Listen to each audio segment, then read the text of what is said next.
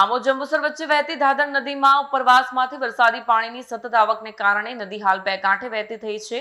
નદીની જળસપાટી 97.5 ફૂટે પહોંચી હોવાનું જાણવા મળ્યું છે, જ્યારે 102 ફૂટને ભયજનક સપાટી માનવામાં આવે છે। જળસપાટી વધતા નદી કાંઠાના ગામોમાં પાણીની અસર જોવા મળી રહી છે। આમોદ તાલુકાના કોબલા, મંજુલા સહિતના ધાદર કાંઠાના ગામો અસરગ્રસ્ત બન્યા છે। કોબલાથી દાદાપુર જતો માર્ગ નદીનું પાણી ફરી વળતા વાહન વ્યવહાર માટે બંધ કરવો પડ્યો છે। ઉપરાંત કોબલાથી વણછરા જતો માર્ગ ઉપર પણ પાણી ભરાવાને કારણે અવરજવર માટે બંધ કરવામાં આવ્યો છે। મંજુલા ગામના અનેક ખેતરોમાં પાણી ભરાઈ જતા જળબંબાકાર જેવી સ્થિતિ સર્જાય છે। પાણી ભરાવાને કારણે ખેતીને નુકસાન પહોંચ્યાની માહિતી સામે આવી છે, જેને કારણે ખેડૂતોમાં ચિંતા વ્યાપી છે। આ દરમિયાન સમગ્ર પરિસ્થિતિ પર તંત્ર સતત નજર રાખી રહ્યું છે। નીચાણવાળા વિસ્તારોનું મોનિટરિંગ કરવામાં આવી રહ્યું છે અને સંબંધિત અધિકારીઓ પાસેથી સતત માહિતી મેળવી જરૂરી પગલાં લેવામાં આવી રહ્યા છે। મારું નામ પટેલ હિતેશભાઈ રાવજીભાઈ, ગામ મંજોલા।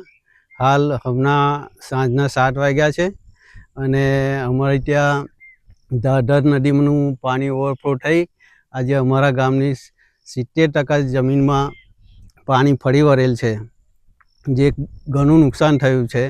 દેવ ડેમ તથા આજવા સરોવર, વિશ્વામિત્રી ત્રણે ધાદરમાં ભેગી થવાથી આજે અત્યારે અમારે આ હાલત થઈ છે। હવે ખરેખર વરસાદે વિરામ લીધો છે, તંત્રએ સમજવું જોઈતું હતું, તબક્કાવાર પાણી છોડવું જોઈતું હતું, એની જગ્યાએ એકી ફેરે છોડવામાં આવ્યું છે। એ જે કંઈ હશે તે, પણ અત્યારે ખેડૂતોનો હાલ બેહાલ છે। મારું નામ વિજયભાઈ સન્મુખભાઈ ઠાકોર, તાલુકા પંચાયત આમોદ ઉપપ્રમુખ। અમારા ગામમાં કોબલા ગામમાં ધાદર નદી અહીંયાથી પસાર થાય છે। ધાદર નદીના કિનારે વાસણા, મંજોલા, કોબલા, દાદાપર આમ ગામ આવેલા છે। અવારનવાર ધાદર નદીમાં પૂર આવે છે, જે દેવ ડેમનું પાણી છોડવાને કારણે ધાદર નદીમાં પૂર આવે છે।